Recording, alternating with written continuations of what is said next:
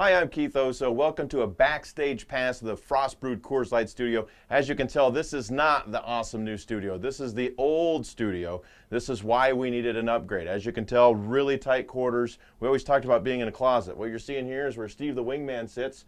Over here is where I used to sit. And where I'm standing is where Rick Lukens would sit. And then over here is where Dennis Patchin would sit. And as you can tell, 4 wide bodies in this area, just way too constrictive, and whenever we had guests in here, it was an absolute nightmare. So our friends at Coors Light hooked us up with a new studio. Let's take a look at that one.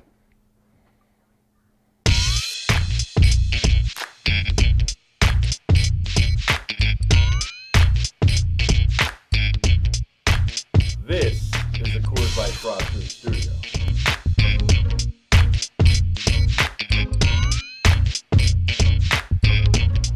As you can tell, the Frost Brewed Coors Light studio has much more space for our show. There's a spot for Dennis, Rick, me, and then we got plenty of space over here for guests. We can have up to like 4 or 5 guests in this room, and we got plenty of space. Not only that, but we have workspace throughout the day. Dennis has a work area over there. Here's my desk over here. This is where we sit and just get ready for the show. As you can tell, there's a lot of cool stuff about the Frost Brewed Coors Light studio, but this is kind of what you see when you're watching the show online. But let me show you what you don't see, a little bit behind the scenes, what we're looking at during the show, and what makes the Frost Brewed Coors Light studio so awesome. Without a doubt, the coolest part of the Frost Brewed Coors Light studio, what everybody at the station likes the best, is the Coors Light fridge. Coors Light hooked us up with a fridge, and as you can tell, this would be the coolest and most visited part of our studio. I'll be right back. The first thing we're looking at during the show is the texting line. We always talk about it on the show. When you text in, it automatically pops up here.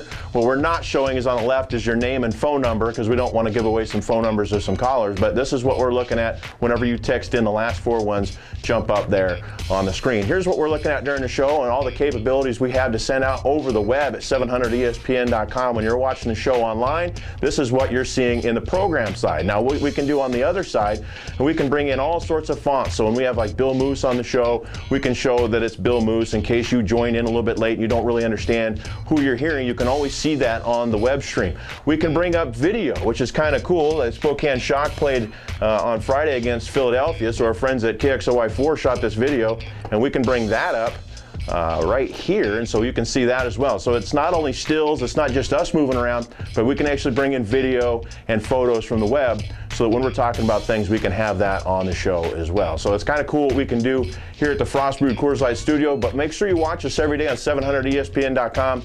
And if you have ideas on how we can improve the web stream, always give us a text at 315-7833. Thanks for joining us today for our backstage look at the Frost Brewed Coors Light studio. We're going to have all sorts of fun videos we're going to be posting all the time on our audio video vault. So check back every day on 700ESPN.com. And don't forget, listen and watch every day at 3.